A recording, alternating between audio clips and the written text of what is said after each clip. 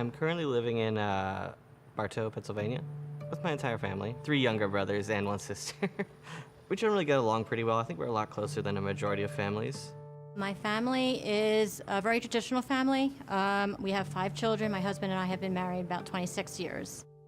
That was a whole new adventure for us with the little one.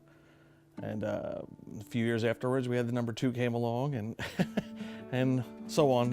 About every 4 years apart they are. I'd say we're closer than most families because we've had to be close to each other for large parts of our lives. So just things that normal families fight about, maybe we are better able to work through that. Our town of Bartow is a very small community. We live in the woods, 15 acres, great for kids to run and play, dig in the mud. We have plenty of pets. All the children live with us under one roof. And we have just enough acreage that there's woods for them to hike and just enough for the animals to be enjoy themselves and have a lot of running space. We have guinea pigs and rabbits, cats and dogs. Bobby sometimes gravitates toward the cats or guinea pigs and rabbits. I usually connect with cats better than dogs because dogs are a little bit more high energy. Recently we got a kitten, and since I got to basically spend as much time as I could with him when he was younger, I got really close to him. Bobby has always been an amazing nurturer. The problem with Bobby, I guess around 3rd grade, is he stopped liking to be touched, hugged. He didn't say, "I love you." The communication, I think that would have been around age 9 or 10. That kind of stopped. Bobby was always, as far as growing up, he was, what do you call it, middle of the road, I want to say. He's never really happy, he's never really sad. And that's kind of the first clue that Bobby was dealing with something other kids didn't have to deal with.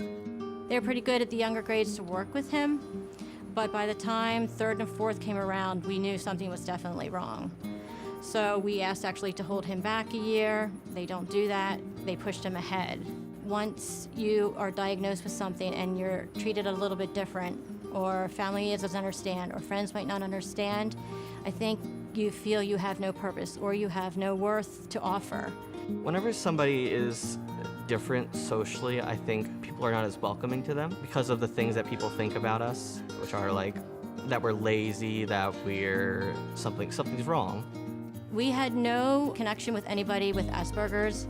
As time went on, we did connect with some families, but I think it's more of a parents are, I don't know if embarrassment, if you think you've done something wrong, and people expect your children to act a certain way, and when they don't, you tend to try to deflect that a little bit and blame it on, they didn't sleep right, or, they're sick because they didn't eat. I think parents are afraid to come out and say, my son or daughter has some difficulties. We hope you understand. These are the behaviors you might see, and hopefully they tried to tend to work with you, but growing up, it was kind of solitary.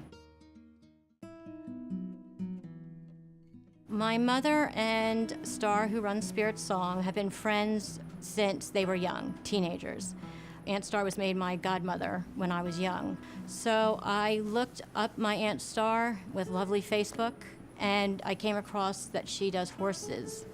So I contacted her, and she graciously offered for us to fly down, spend vacation, see what the horses could bring to the kids, because I did explain the difficulties in the children. We saw a really loving family, a family that was knitted together. 5 children and parents. We saw them as a family that were wanting more, knowing that there could be more, but feeling trapped. The culture that they were living in, even the influences from family, it's just the type of thing where you're either trying to perform, and if you're not performing, you get cut down, or you're taking too long to get something done, or you're not doing it right. And when you're always under that kind of a pressure, you really lose self-confidence. And so what we did find is that the family was knitted together. The family is close. The children love each other. The parents obviously do. What we didn't see was self-confidence within Bobby. Amanda and I had already established a relationship And so I had an activity that she could do unmounted to put her feet back on the ground. And she went out, and I believe she had a lot of fun.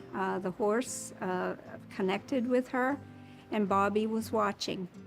And so without making eye contact with him, I said, Bobby, we could do something very similar to this.